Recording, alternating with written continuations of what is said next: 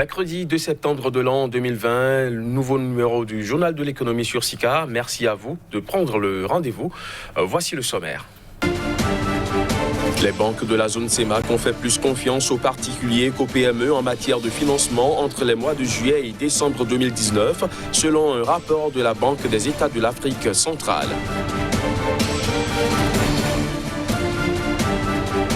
Au Gabon, la dette publique pourrait atteindre 74,7% du PIB en 2020, dépassant le seuil de convergence en zone CEMAC.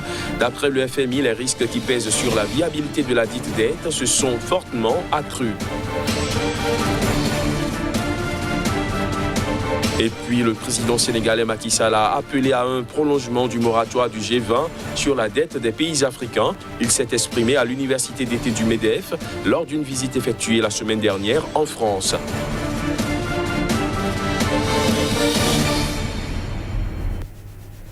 Voilà pour les titres. Bienvenue à tous.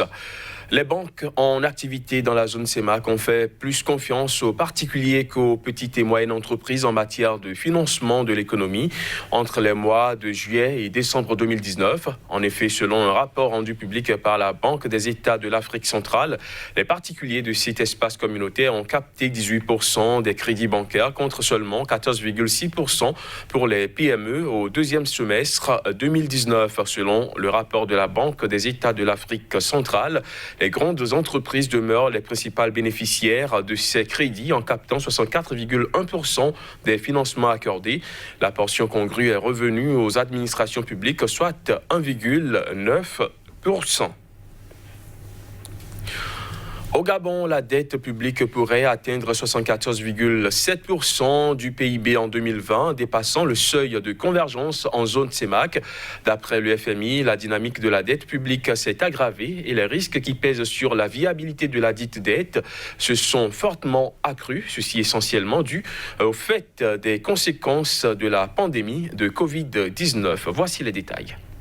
Le Fonds monétaire international, dans son dernier rapport en date sur l'économie gabonaise, a révélé que la dette publique du Gabon reste viable, mais sa dynamique s'est aggravée et les risques qui pèsent sur la viabilité de la dite dette se sont fortement accrus du fait des conséquences de la pandémie de coronavirus.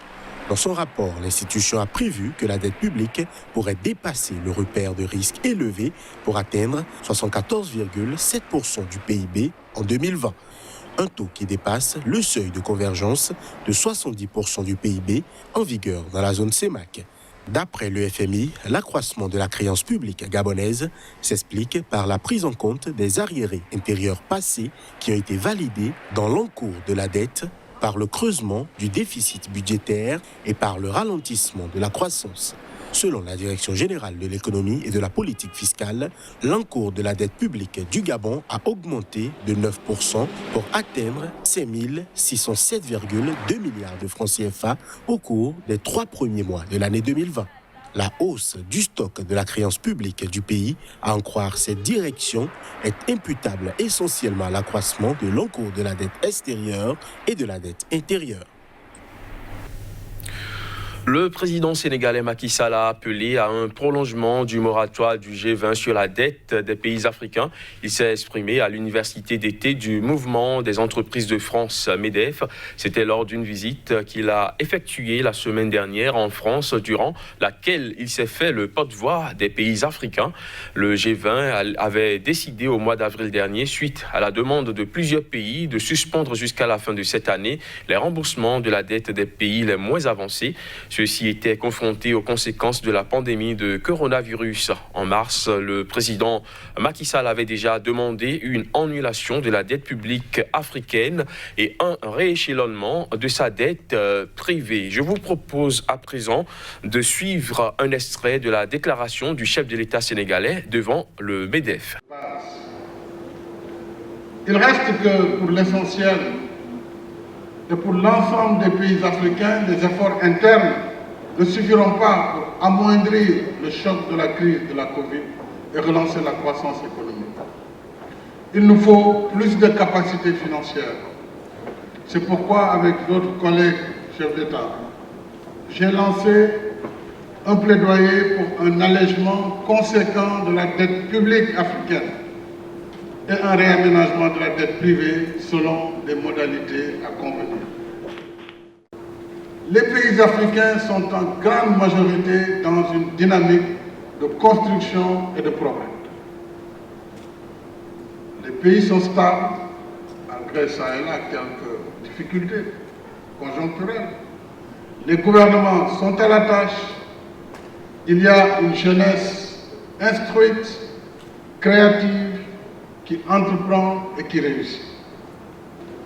Il a fallu assister les populations en denrées de première nécessité et en produits phytosanitaires, mais surtout appuyer notre diaspora, si généreuse envers le pays en temps normal et qui a été durement éprouvée à cause des politiques de confinement, en particulier en Europe, aux États-Unis et dans les autres contrées.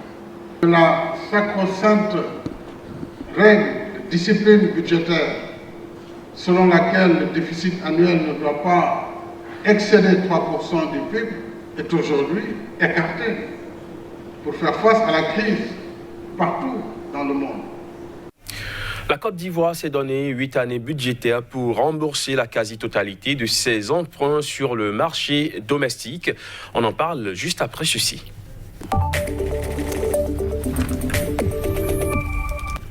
Kazmi Pédior, bonjour.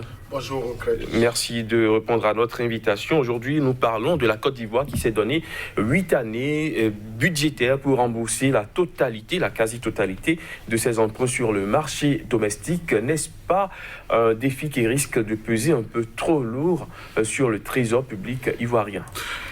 Non, pas vraiment, Crépi. C'est vrai, 2434 milliards de francs CFA, ça sonne un peu comme une cagnotte véritablement consistante en ce qui concerne donc la dette publique, surtout domestique pour un pays comme la Côte d'Ivoire. Mais attention, nous sommes en face du leader, enfin du lead économique en ce qui concerne donc la sous-région ouest-africaine, la Côte d'Ivoire, avec sa puissance économique, avec donc son PIB, avec également sa capacité d'absorption donc des emprunts obligataires tant sur le marché domestique, je veux parler donc de l'agence UMO à titre, mais aussi à l'international déjà avec plusieurs fois présent au niveau de l'euro. Bon, je crois que 2434 milliards de francs à rembourser en 8 ans, selon donc les comptes arrêtés au second trimestre 2020. Je crois que la Côte d'Ivoire, ceci ne va pas peser aussi lourd sur le trésor public, encore que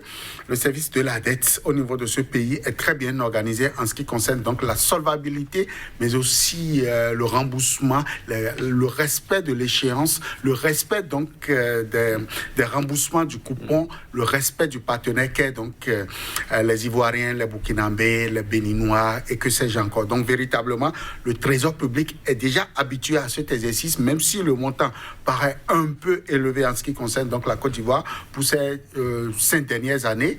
La cagnotte sur le marché domestique de plus en plus est consistant et on se demande si véritablement la Côte d'Ivoire n'évolue pas vers donc le dépassement du seuil de convergence en ce qui concerne donc l'endettement sur le marché domestique. Alors, parlons du service de la dette de la Côte d'Ivoire. Comment se présente ce service actuellement? Merci, Crépi. Il faut dire qu'en 2020, nous avons retrouvé 1099 milliards de francs CFA en ce qui concerne le remboursement. Nous parlons ici du service de la dette, donc du remboursement. Donc pour le compte de l'année budgétaire 2020, la Côte d'Ivoire aura 1099 milliards de francs CFA à payer. C'est d'ailleurs le pic donc des 8 prochaines années en ce qui concerne donc le remboursement sur le marché domestique.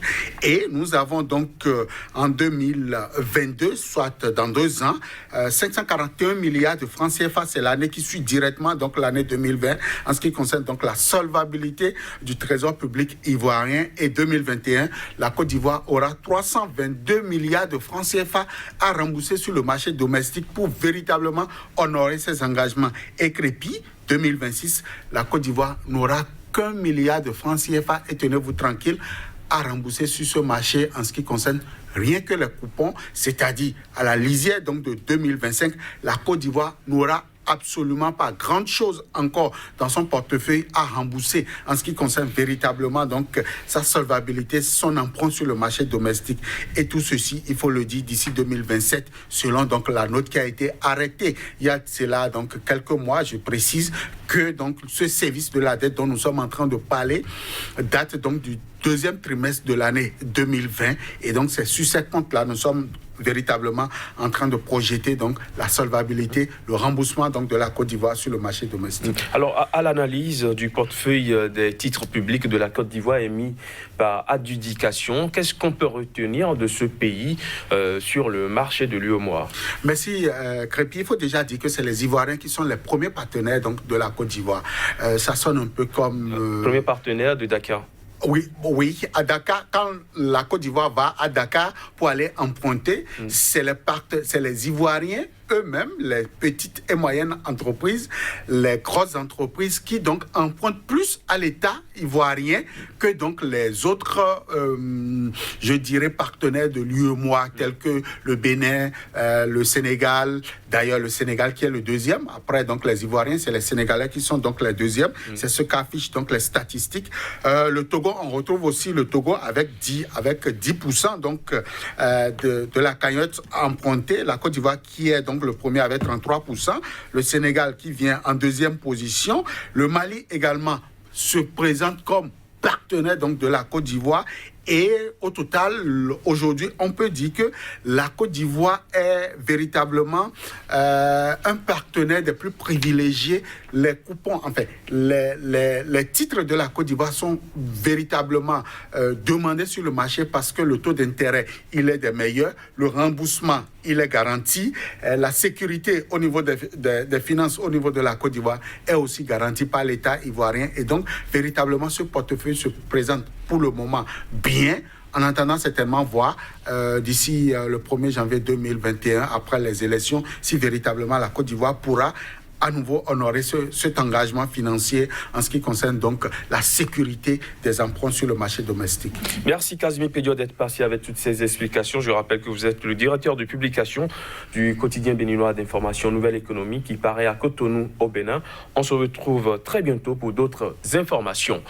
Mesdames, Messieurs, ce sera tout pour ce numéro du Journal de l'économie. L'information revient sur SICA.